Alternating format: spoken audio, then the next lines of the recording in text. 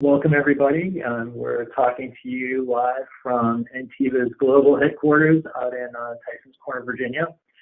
This webinar really originates in my passion for helping small to mid-sized businesses become more secure. I sort of feel like SMBs have gotten a little bit of a raw deal when it comes to the security space.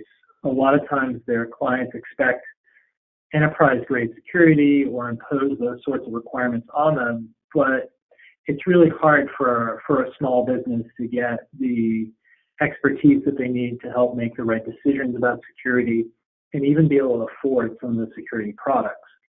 And so here at Ntiva, we've really been trying to get the word out to SMBs about good security practices, and also with the security products that we offer as a security services provider, trying to find things that are scaled towards, an SMB's price point and the kinds of things that they can really use, ranging from intrusion detection systems to even having, outsourced chief information security officer engagements to help people make better decisions. So all of that is just sort of by way of introduction and giving you a sense of where we're coming from here. And that we want to make this a lot easier for SMBs. We want them to be more secure, and also just in a better place in the marketplace. Okay, so we're going to start out today with three main areas that we're going to talk about. First is knowing what you value. Second is going to be helping you get a better understanding of your risks. And third, helping you understand how to invest where it makes the biggest impact. And, I'm something of a foodie, and as I was thinking about this whole presentation, I was thinking about, a lot of times I want to eat really well, but you just can't spend a lot of money on a fancy restaurant. And so it's important to kind of pick your targets, to understand what types of cuisine that you can eat really well on for not a lot of money. As well as what's important to you about when you go out to eat. So this presentation is kind of oriented along those lines, as though we were talking about, something that's fairly mundane and finding good value in food. And we're going to try to help you find some good value with your cybersecurity as well. And again, throughout, if you think of any questions, please don't hesitate to put them in the chat window, and we'll be sure to address them all at the end of the presentation.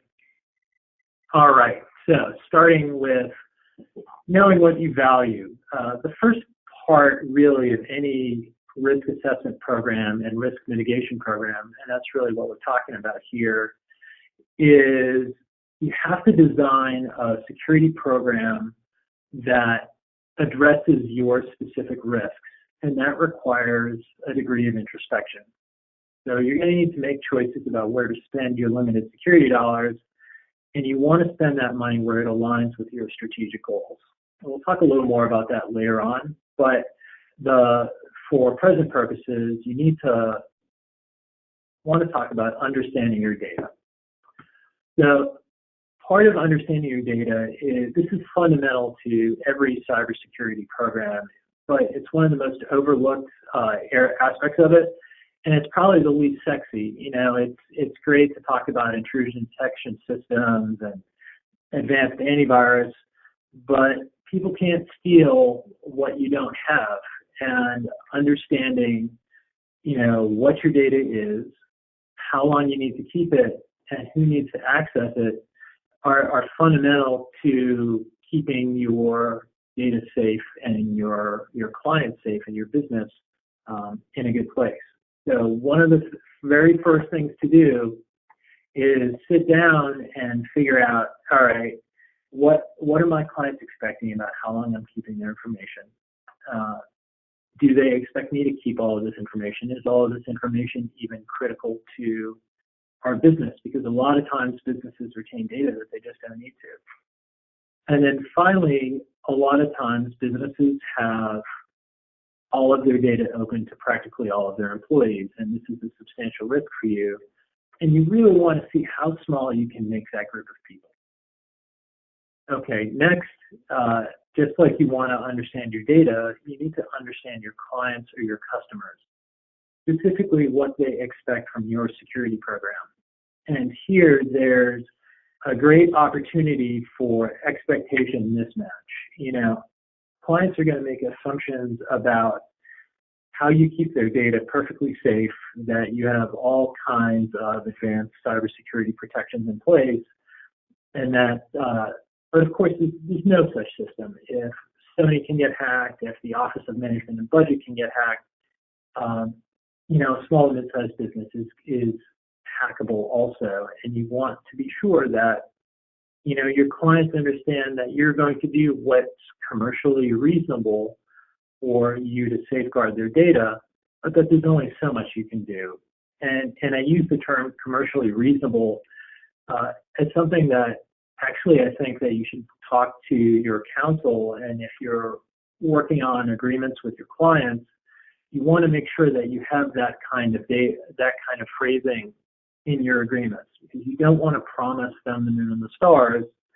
You don't want to certainly promise things like state-of-the-art or advanced security or anything like that, because that can mean different things to different people. Commercially reasonable will, in essence, scale your commitment to cybersecurity to an organization of your size. Now, again, talk with your counsel about what the right language you should have in there is, because I'm not a lawyer myself, but make sure you raise that issue. Now, some clients are going to have requirements that they're going to need to push down to you, especially if they're a covered entity under HIPAA or if they're a defense contractor. They're required to obligate you to employ the same safeguards that they do. And here's where you need to be careful, because you can get into trouble. You want to make sure that the people in your organization who are signing the business associate agreements and other agreements with your clients understand what they're promising. You want to make sure that you're not promising more cybersecurity than you realistically can deliver. You also, whenever you're signing these agreements, if there is a security commitment that you have to honor, that you're talking with your IT team, and if you have a security provider, that you're also talking with your security provider to make sure that you're doing what you say you're going to do. All right, so we've talked a little bit about understanding your data, understanding your clients, knowing what you value. Now let's talk about risk and understanding your risks. Really what we're talking about here is building out a back-of-the-napkin risk assessment. So if you can think about, sitting at a bar, at a restaurant, you've got a moisture-stained paper napkin in front of you, and you're sketching out the basics of a risk assessment. When I work on more formal risk assessments, I draw upon the National Institute of Standards and Technology, their risk management framework. In particular, they have a special publication series, and the key publication here is one that's labeled 800-39. All these NIST guidance documents have a fancy numbering scheme. Now, these NIST frameworks are designed for large federal systems with big budgets or organizations with big budgets. And so you're going to need to simplify them a bit to keep them within an SMB's budget while retaining the intent of the guidelines. And so that's what we're going to do today. First, I want to get us all on the same page about some vocabulary. These terms can mean different things to different people, but they have very specific meanings to people in the cybersecurity industry. So to start, let's talk about what it means when something is a threat. For our purposes, a threat is something that will do you harm, and that threat can be, an attacker, a hacker. It could be a hurricane, but it's something that can impact your business. Vulnerability is a gap in your protection that allows a threat to harm you. So, for example, a vulnerability would be, it could be a door that you leave unlocked or that doesn't have a lock on it at all. It could be a set of employee policies, employee onboarding, in which you don't do background checks. A vulnerability might be you don't have a firewall on protecting your office network. So there's a bunch of different things that can be vulnerabilities, but the key here is that a vulnerability is a gap in your protection. And finally, a risk is essentially it's a chance that something's going to happen. So it's a threat multiplied by the likelihood that that threat can exploit a vulnerability. So this can sometimes be a little bit of a hard concept for people to understand, but I try to put it in really concrete, real-world terms. If any of you have ever lived by the shore or by a river, you'll be familiar with the concept of a floodplain. And a floodplain is essentially an area that the river will flood at a given water level in a given year. And so they have these maps that are designed to show you where a floodplain is. And you can have floods that are likely to happen once a year. You can have 5-year floods, 20-year floods, 50-year floods. And your risk of getting inundated is based on where your house is located relative to those flood lines.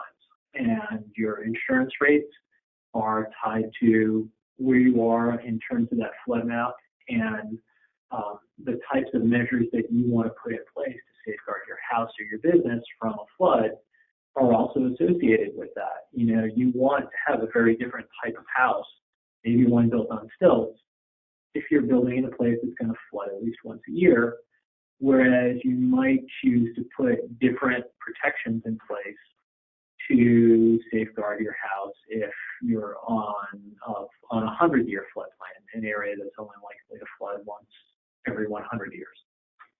So that's a quick orientation to our basic terminology, and also a little bit of a way to think about, you know, risk in a real-world non-cyber setting.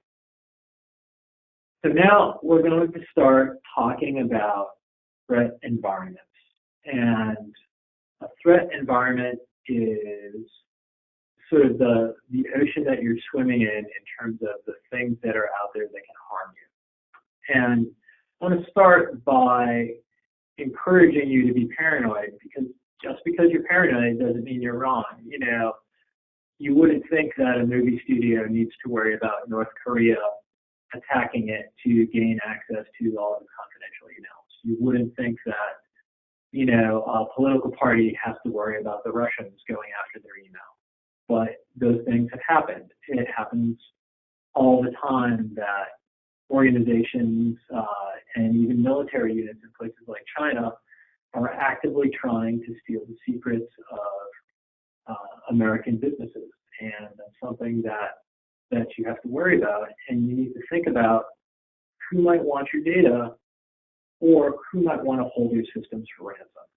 And here, you know, generally speaking, I don't use the word hacker anymore, because hacker constitutes, makes people think about, you know, a pimply-faced kid in a hoodie in his parents' basement banging away on a computer trying to steal some money from some business.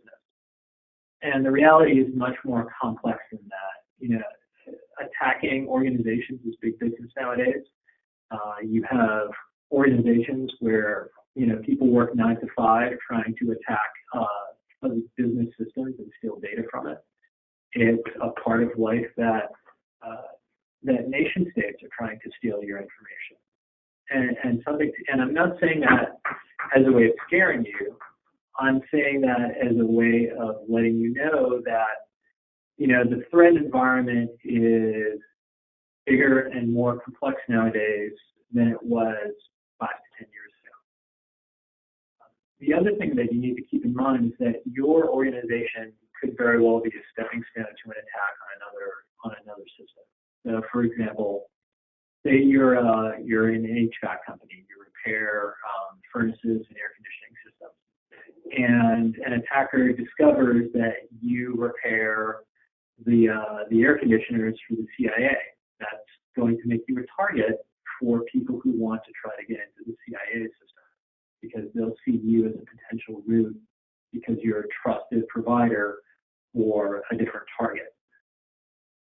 So don't think of yourselves as being able to hide essentially in obscurity. There's really no obscurity anymore out there. These attacks are highly automated and they're very well funded.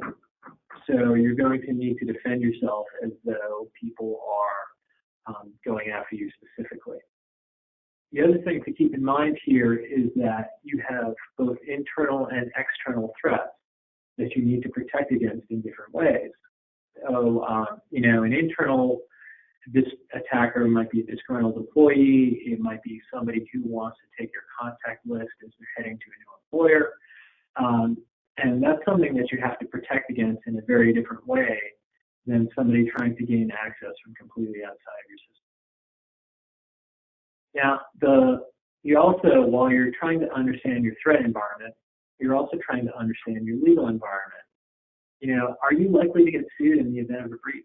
Do you have the kinds of clients that are going to sue you?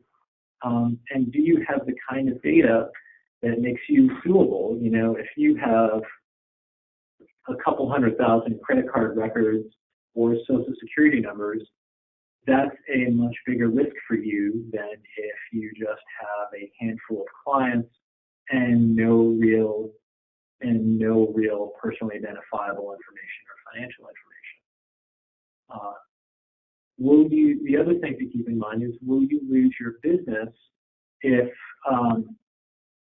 you don't have specific security methods in place? That is, are your contracts requiring you to implement specific cybersecurity measures? And would you lose your federal contracts if you don't have some of these things in place? And all of this is just a way of getting at, how much do you have to spend to address a risk? Because the amount that you need to spend to address a risk really depends on the severity of the risk. All right, so now let's talk about assessing your risks and conducting the actual risk assessment.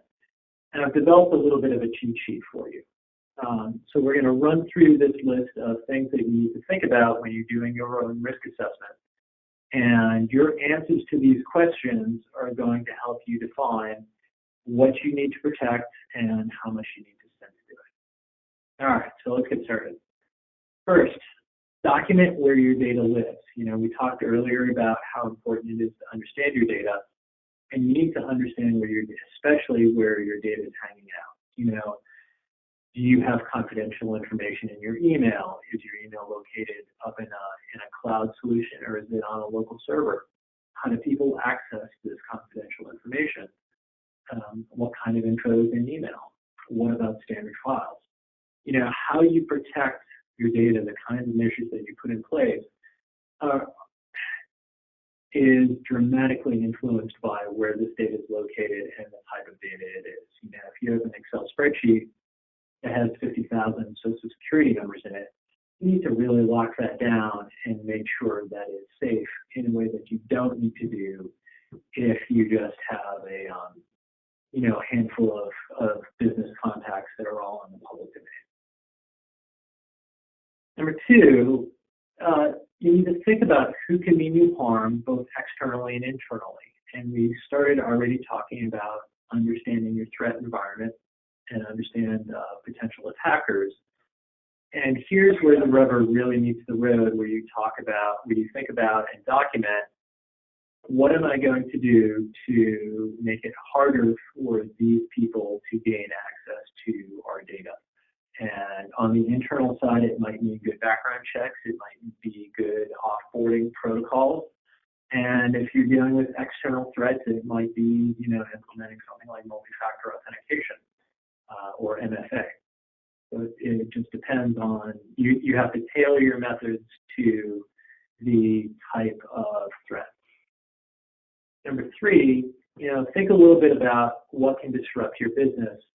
And especially remember that it's not just people or nation states that can disrupt your business. It can be national disasters or electrical outages that put your business at risk. And here's where something like a business continuity plan would really come into play. You need to, especially if you have clients that are paying you to deliver a service and will get upset with you if that service is not being delivered within the expected time frames or time windows. Number 4, determining how likely attacks and disruptions are. This can be really, in the floodplain example that we talked about earlier, it seemed pretty easy, right? You've got organizations that publish these maps that define where the floodplains are. You can check out those maps and you can decide whether to, buy that house that's on the 5-year floodplain or pass and go for something different. It's really tough to gauge what those percentages are in the cybersecurity space. There's no nice, neat data for that. Now, that said, I've seen a bunch of different numbers out there. In a 2018 report, Cisco took a survey of about 1,000 small and mid-sized businesses, and about 53% of those had experienced a data breach. That's a pretty sobering number. It implies certainly that if you've not yet had a data breach, you're going to have one within the next few years. There's just no getting around it. So you need to prepare for it appropriately. And then number 5, related to this, if we've accepted that there is a breach in our future sooner or later, we need to determine how bad a breach would be for our business, and because that's going to help define how much we spend on remediating that vulnerability. So from that Cisco survey, about half of those data breaches resulted in actual concrete financial loss for those organizations.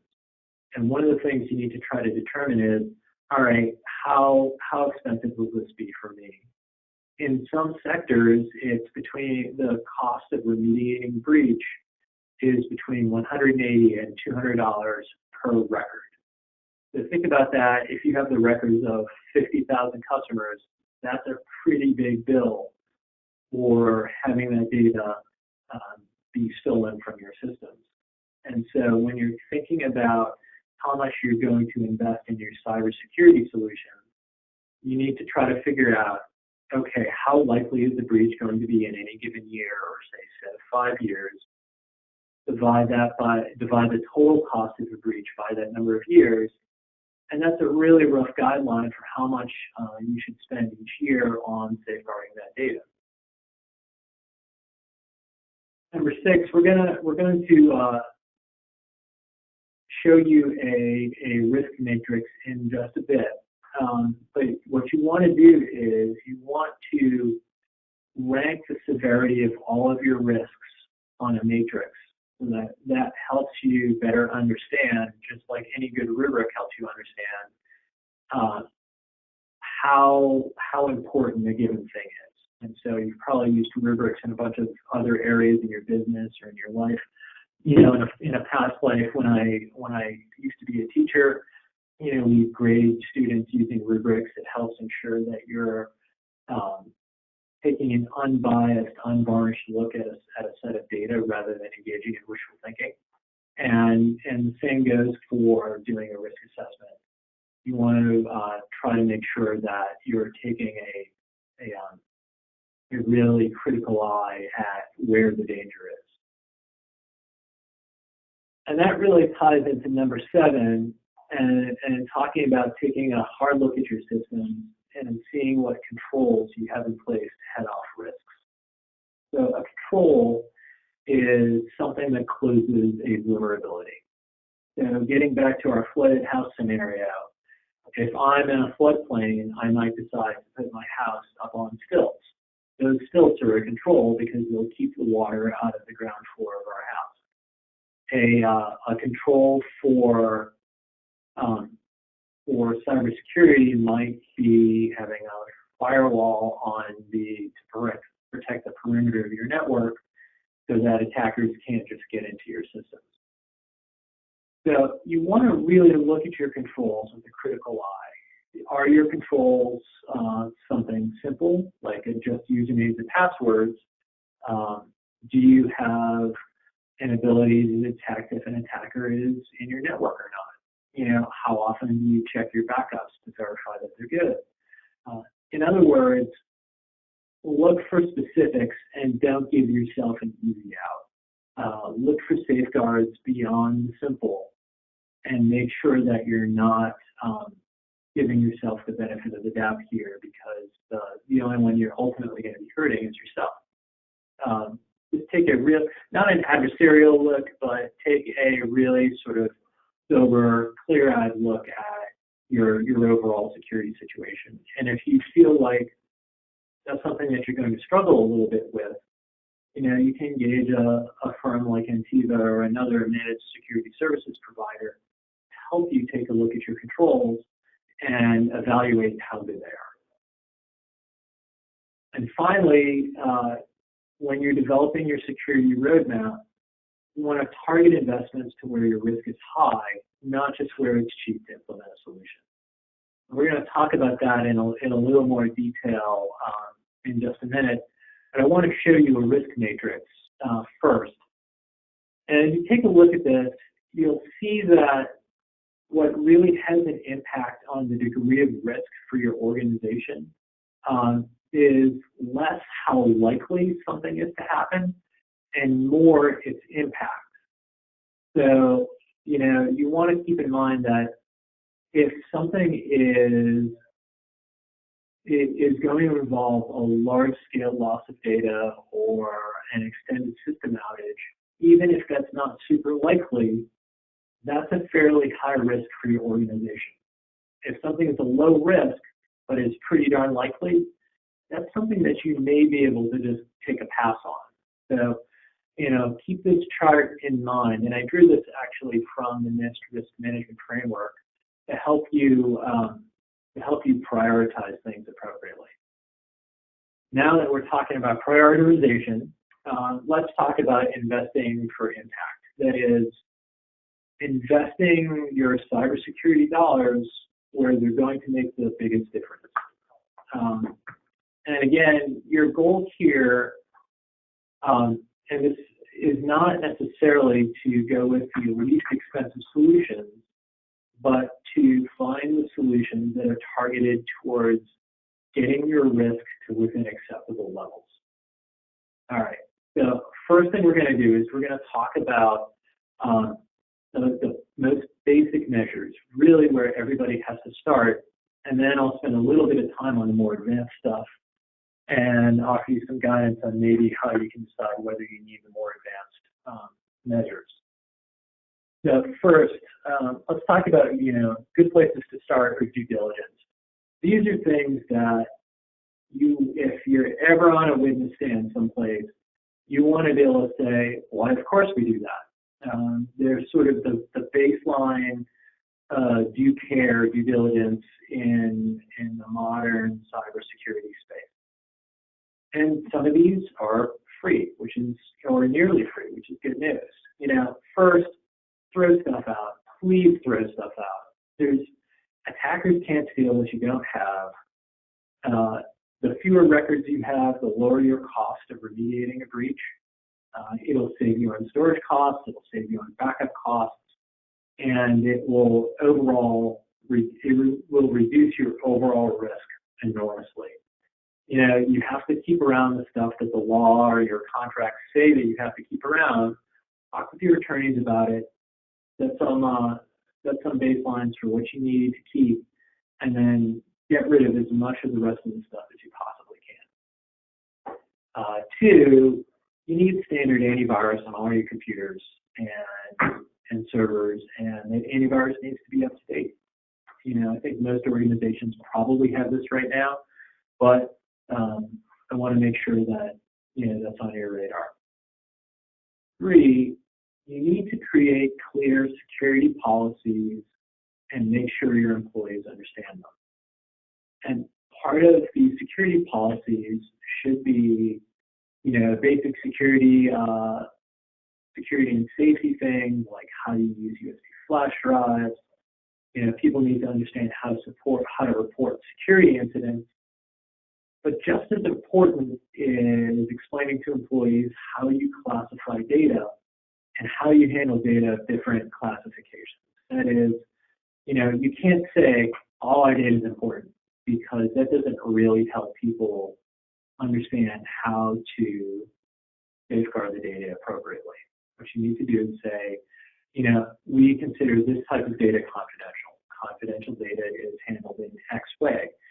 This other type of data is considered, something that we want to keep internal, and so it needs to be handled in this respect, and we need to secure it in a different way than the really confidential stuff. That will help you save money on implementing security, because you don't need to have super tight security on everything. And it will also help you by making it clear to your employees, the kinds of things they have to watch out for, and when there should be a red flag if they see a certain type of data floating around in some place where it shouldn't be. Number 4, every organization needs to plan for the bad stuff happening. And you'd be surprised at how few organizations have a business continuity plan or a security incident response plan. And yet, I think I've seen these things on every single vendor questionnaire that I've ever helped a client fill out. Your vendors want to know that you have a plan for continuing your business if a disaster strikes. They want to know that you have a plan in place for a security incident, that people aren't just going to be running around in circles screaming while all of your data is encrypted by some new crypto locker virus. These don't have to be really long documents. It can be just a single page, a single sheet of paper. But you can do this stuff also on your own. Organizations like Ntiva regularly help clients with business continuity plans. I can't think of how many security incident response plans I've written at this point. But you can, it doesn't have to be something that you rely on somebody else to do. You can look for yourself. NIST has a handy-dandy guide to security incident response.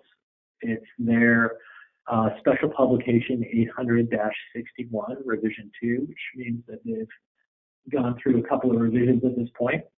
And so you can look to that for inspiration. There's plenty of stuff online. Or if you really feel a little bit at sea or don't have the time to do it, these things aren't super expensive to create, at least for an SMB. Reach out to somebody like us to have us give you a hand. Number 5, implement multi-factor authentication for remote access.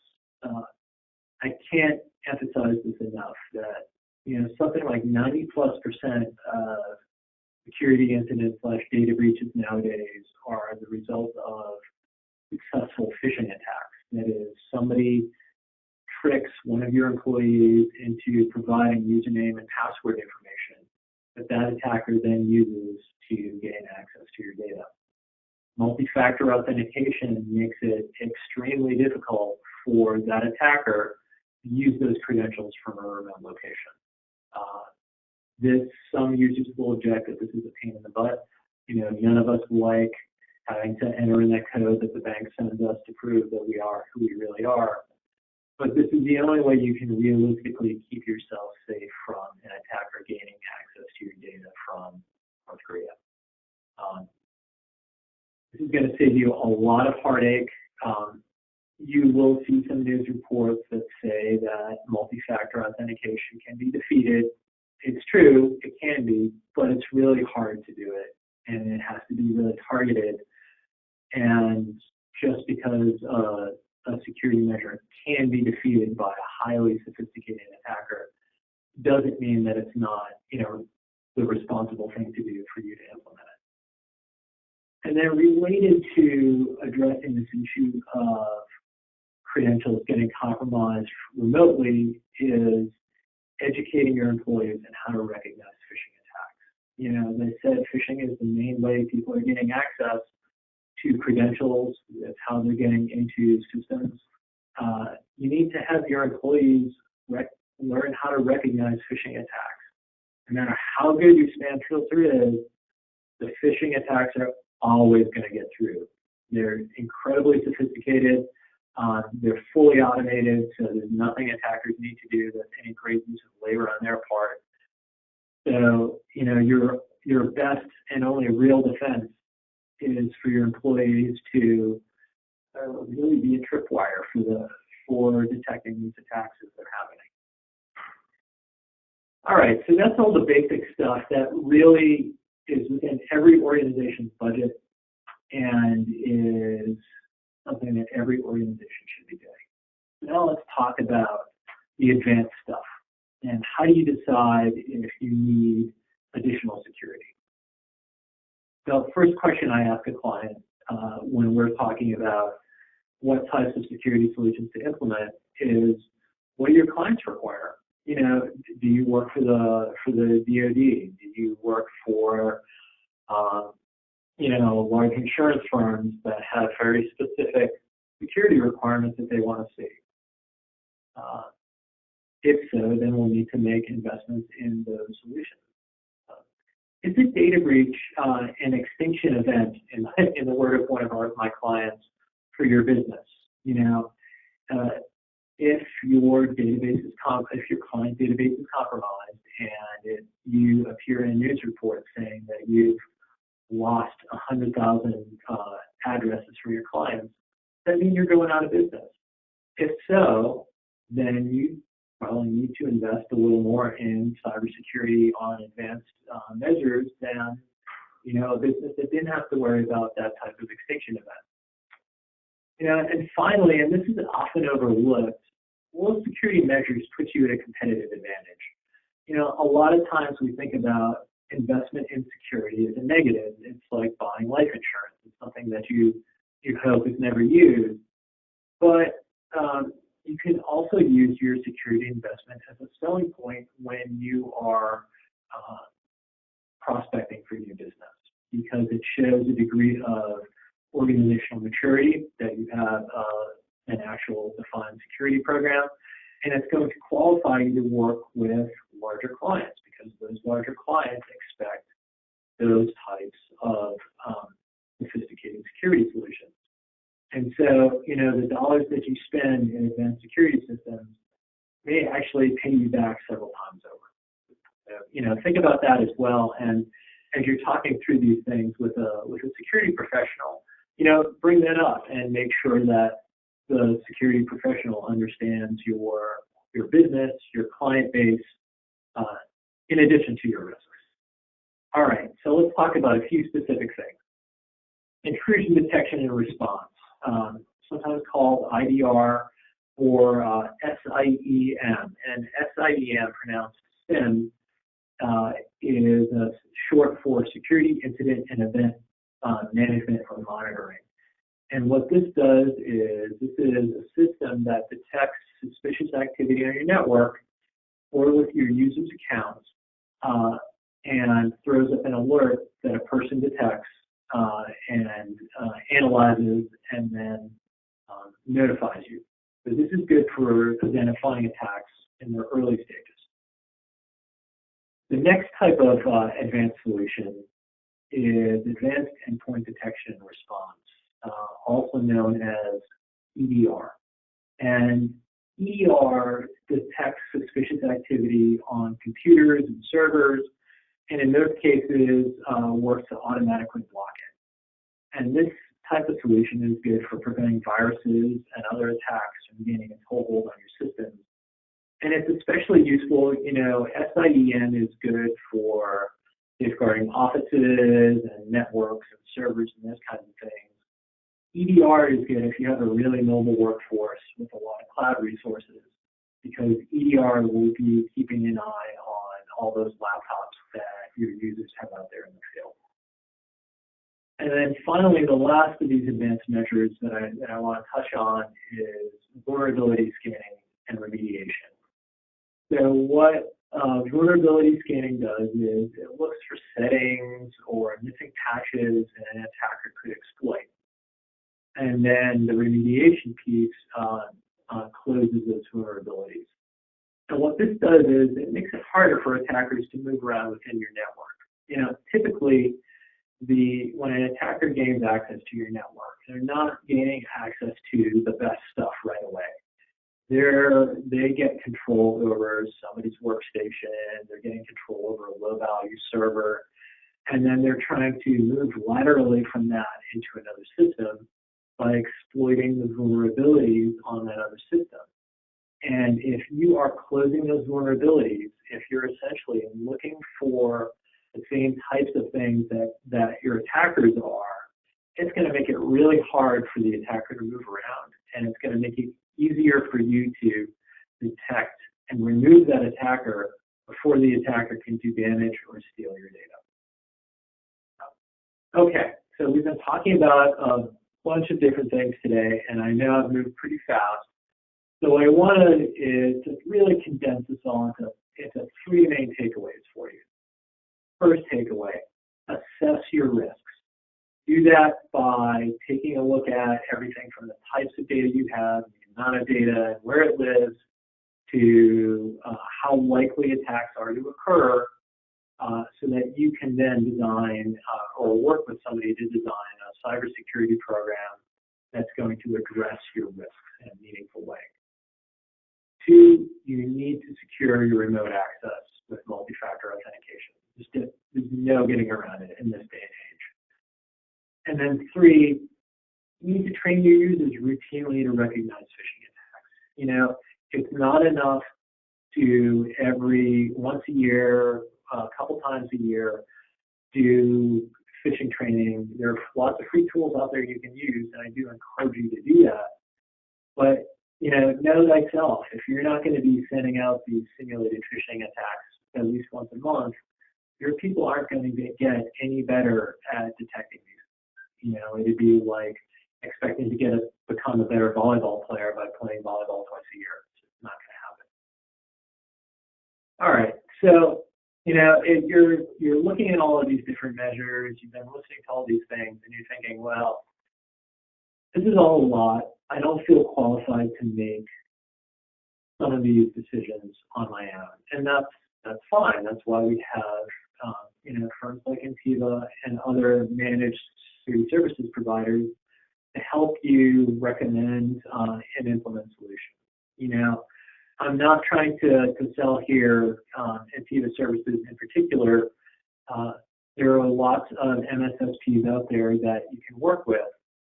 You just want to try to find a firm that is going to be focused on, the small to mid-sized business market, that really understands that space, and that has a range of offerings that are scaled towards SMBs and can really sort of take the burden of implementation on it. I've seen a number of organizations that buy this stuff, and it seems like a great idea, and they can tick a box off on a survey that says they have it, but they're not getting any value out of it in spite of the money that they're spending on it, because nobody is monitoring these solutions for them. That's really important. You don't want to spend money on something that isn't being actively monitored and isn't feeding into a response program, because it just doesn't do you any good at all.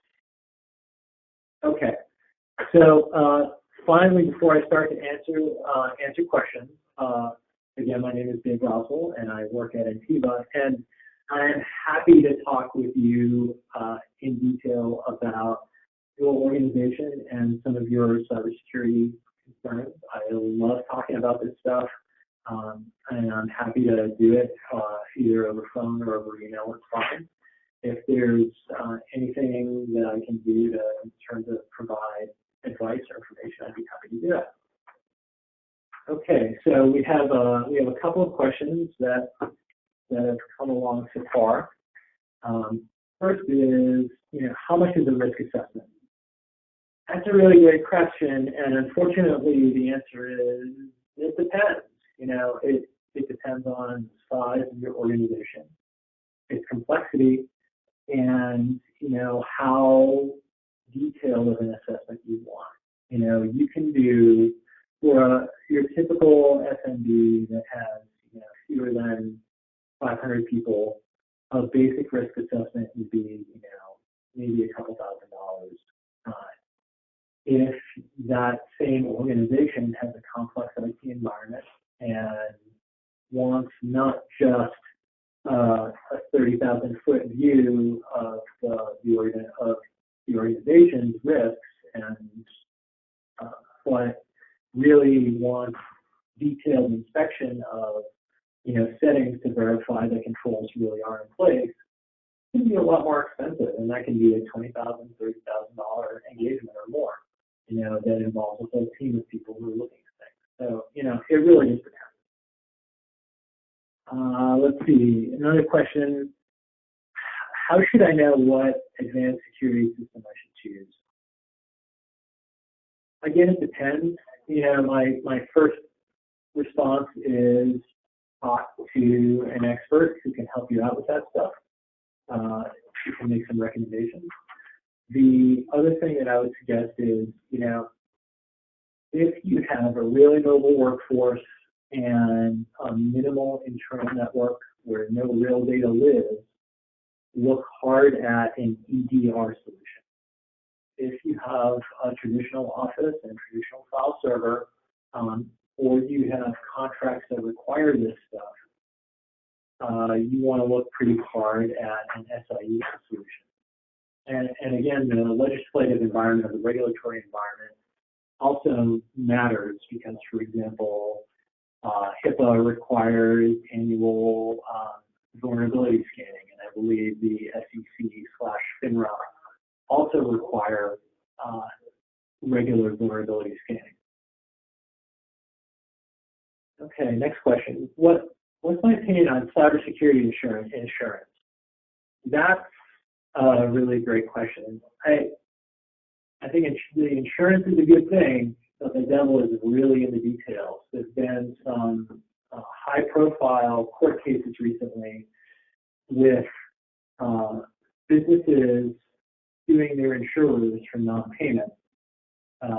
And they typically haven't gone well for the businesses doing suing because the fine print in these cybersecurity policies actually has some pretty substantial security requirements. So, you want to make sure that when you're buying these policies, that you understand everything that the insurer is requiring that you do as part of, whether or not they're going to pay out. So, they want to, sometimes they'll want to make sure that you actually have a vulnerability scanning.